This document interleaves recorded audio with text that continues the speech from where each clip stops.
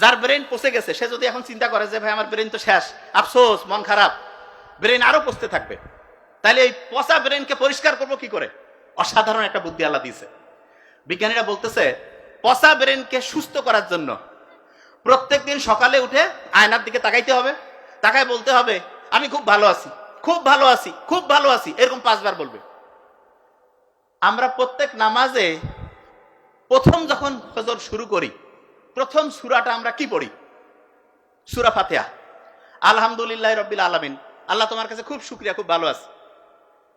4 রাকাত নামাজে 4 বার, জোহরে 10 বার, আসরে 4 বার, মিনিমাম করে বলছি, মাগরিবে 5 বার, এশায় 9 বার।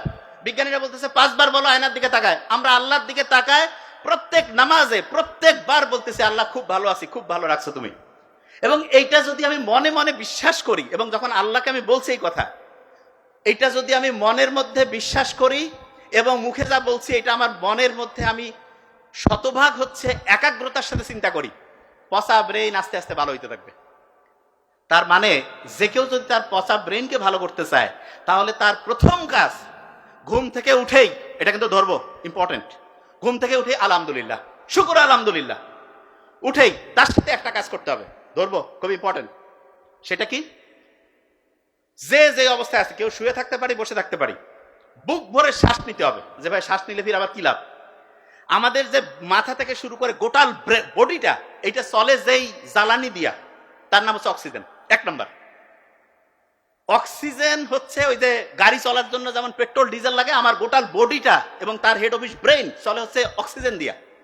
অক্সিজেন যত আমি বুক ভরে নিব, পিওর অক্সিজেন যাবে। নেই একটু ভালো লাগবে? নেই না কেন? এইরকম করে প্রত্যেক দিন সকালে উঠে 5 থেকে 7 বার, 10 বার, 15 বার, যত খুশি, টাকা লাগবে না, কিছু নাই, সব জায়গায় পিওর অক্সিজেন গেল, ব্রেন চাঙ্গা হয়ে গেল। আল্লাহ জানে যে বান্দা যে কোনো সময় বিপদে পড়তে পারে, যে কোনো সময় যতগুলো বিপদ আছে, আল্লাহ কাউকে হেল্প করতে লাগবে না, আল্লাহ নিজে একটা সিস্টেম দিয়ে দিছে। কি বিপদ? যে ভাই মন খুব খারাপ, খুব টেনশন, কিছু ভালো লাগে না, বুক ধরপড় করতেছে, খাওয়ার রুচি নাই, ঘুম আসে না, এই যে যত সমস্যা, কাউকে ডেকে কথা বলতে পারছি না, কিছু নেই, আলহামদুলিল্লাহ, আল্লাহর কাছে শুকরিয়া আদায় করে সাথে সাথে হচ্ছে বুক ভরে শ্বাস নিব, শ্বাস ছাড়তে থাকবো, বুক ভরে শ্বাস নিব, শ্বাস ছাড়তে থাকবো। বিলিভ মি, যখন এই কাজটা করব শরীরের প্রত্যেকটা কোষ ঠিকভাবে অক্সিজেন পাবে। এবং তার চাইতে অসাধারণ, আমাদের ফ্রেনিক নার্ভ বলে একটা নার্ভ আছে, সেই নার্ভটা শান্ত হয়। এবং নার্ভের একটা অসাধারণ বৈশিষ্ট্য, একটা নার্ভ যদি শান্ত হয়, সে তার পাশেরটাকে, ওইটা তার পাশেরটাকে, ওইটা তার পাশেরটাকে, এরকম করে লক্ষ লক্ষ কোটি কোটি নার্ভ মুহূর্তের মধ্যে শান্ত হয়ে যাবে। বুক ধরপড় কমে গেল, খাওয়ার রুচি চলে আসলো, ভয় কেটে গেল, রাতের ঘুম ঠিক হইলো। আল্লাহর কাছে এসছে বড় শুকরিয়ার কি আছে? যার টাকা পয়সা সব আছে, ঘুম নাই, ওকে জিজ্ঞেস করো ভাই কি চাও, কবে আমি খালি ঘুম চাই, আমার টাকা পয়সা সব ধরে যাও। কিন্তু আমরা এটা দাম দেই না কেন? কারণ ফ্রি পাইছি।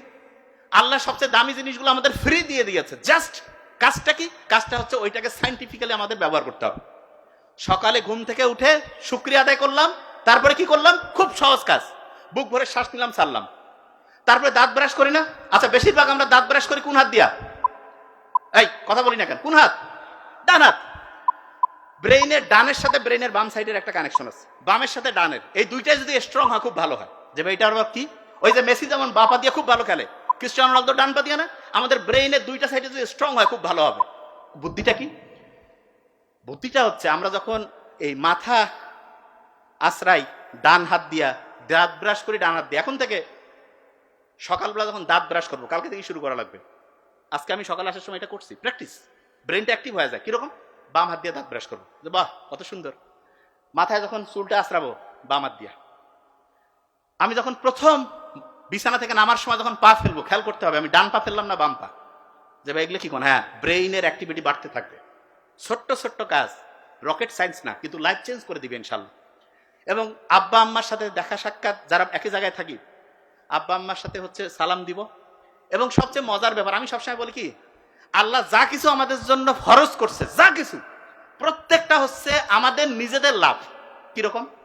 আমি মায়ের সাথে বাবার সাথে একটু হাসি মুখে কথা বললাম, অক্সিটোসিন ক্ষরণ হইল। অক্সিটোসিন হচ্ছে আমাদের রক্তের যে নালীগুলো আছে না, কাপড় ময়লা হইলে যেমন সার্ফ এক্সেল আর সাবান দিয়ে ধুই, অক্সিটোসিন হচ্ছে রক্তের নালীগুলোকে এরকম পরিষ্কার করে দেয়। এবং তখন হয় কি, রক্ত ঠিকভাবে প্রবাহিত হয়, ব্রেন চাঙ্গা, হার্ট চাঙ্গা, মন খুশি, যা খুশি অসাধারণ কিছু করব। বাপ মাও খুশি, আমরাও খুশি। আমরা অনেক সময় জানি যে মায়ের দিকে বাবার দিকে আন্তরিকতার সাথে তাকাইলে হজের সমান সওয়াব। আল্লাহ এত সুযোগ কেন দিছে? দিছে এই কারণে যাতে আমরা ভালো থাকি। অন্যকে যদি আমি হেল্প করি আল্লাহ খুশি হয়। অন্যকে হেল্প করলে ওই সময় অক্সিটোসিন ক্ষরণ হয়, হার্ট ভালো থাকে। একজনেরকে হাসি মুখে কথা বললাম, এন্ডরফিন ক্ষরণ হইলো। এন্ডরফিন ক্ষরণ হলে কি হয়? ব্রেইনের মধ্যে BDNF, brain derive neurotrophic factor, এটা উৎপন্ন হয়, মনটা চাঙ্গা হয়ে যায়। কি অসাধারণ! তার মানে ইসলাম যা কিছু ফরজ করছে প্রত্যেকটাই আমাদের শক্তিকে বাড়ায় দেয়, এনার্জি বাড়ায়, ব্রেইনের ক্যাপাসিটি বাড়ায়। আর যেগুলো নিষেধ করছে প্রত্যেকটাই আমাদের শক্তি কমায় দেয়, ধ্বংস করে। এখন থেকে ইসলাম মানবো, আল্লাহ তো খুশি হবেই, তার সাথে মানলে আমার উপকার হবে। আল্লাহ বলছে তুমি যদি আমার ইবাদত করো আমার কিছু নাই, তোমার লাভ। তুমি যদি আল্লাহকে অস্বীকার করো তাতে আমার কিছু নেই, তোমার ক্ষতি। তার মানে যা কিছু ভালো যা কিছু খারাপ এগুলো আল্লাহ আমার ভালোর জন্য ফরজ করছে করাটা, যেটা খারাপ সেইটাকে আমাকে জন্য নিষিদ্ধ করছে। ওই যে ঘটনায় ফিরে যেতে চাই, বিখ্যাত অ্যাস্ট্রোলজার যে জ্যোতিষী ছোট্ট বালককে বলছিল না যে সারা দুনিয়া জয় করবে, তখন ওই টিচারকে যে সেট করলো, সেই টিচার ওনার নাম হচ্ছে অ্যারিস্টটল। কি নাম? আর ছোট্ট বালক যে, তার নাম ছিল আলেকজান্ডার দ্য গ্রেট।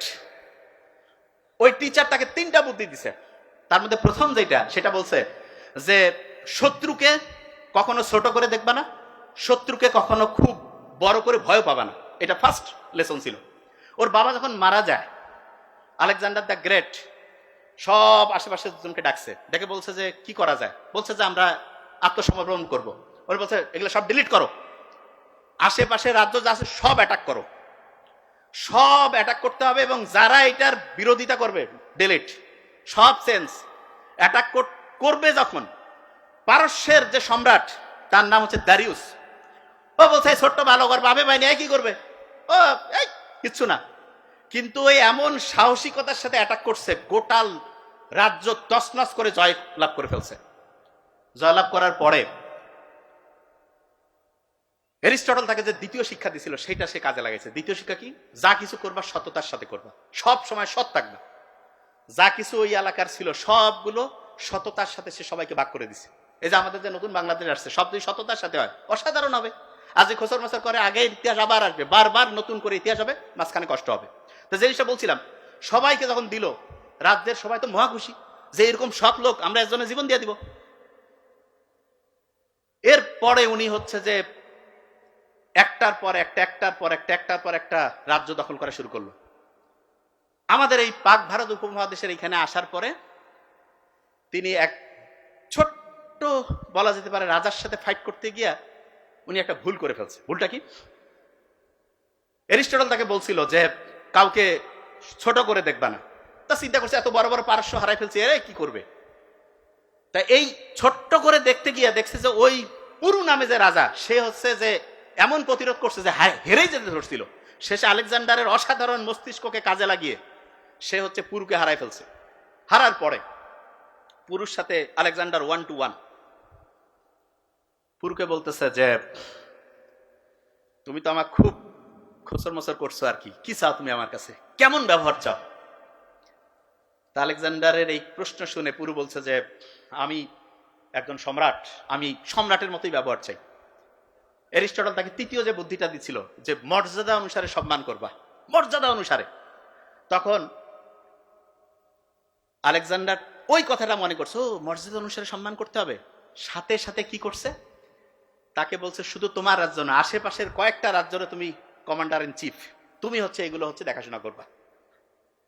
তা অ্যারিস্টটলের মতো অসাধারণ শিক্ষক আলেকজান্ডারের মতো অসাধারণ দিগ্বিজয়ী বীরের জন্ম দেয়। এবং আল্লাহ আমাদের সব দিয়েছে, কিন্তু দুর্ভাগ্যজনক ব্যাপার হচ্ছে আমরা আমাদের ব্রেনকে বুঝতে পারি না, ব্রেনকে পচায় ফেলছি, নষ্ট করে ফেলছি। এবং এই ব্রেনটাকে যদি আমরা ঠিকভাবে কাজে লাগাই, সামনের যে জীবনটা হবে আমাদের, আমি সবাইকে বলবো যে আল্লাহর সাথে কানেক্টেড থাকি। আর ফ্যামিলি, আব্বা আম্মা ভাই বোন, এই বড় ফ্যামিলির যে ধারণা, এটাই সবচেয়ে ভালো ধারণা। সবাইকে হচ্ছে পারস্পরিক সহযোগিতা, সবার সাথে ভালো আচরণ, এইটা যদি আমরা করি এবং ইসলামের যে মূল্যবোধ আছে এইটা যদি মানি, বিলিভ মি, অসাধারণ কিছু করার ক্ষমতা আল্লাহ প্রত্যেকের মধ্যে দিয়েছে। Thank you so much. আসসালামু আলাইকুম।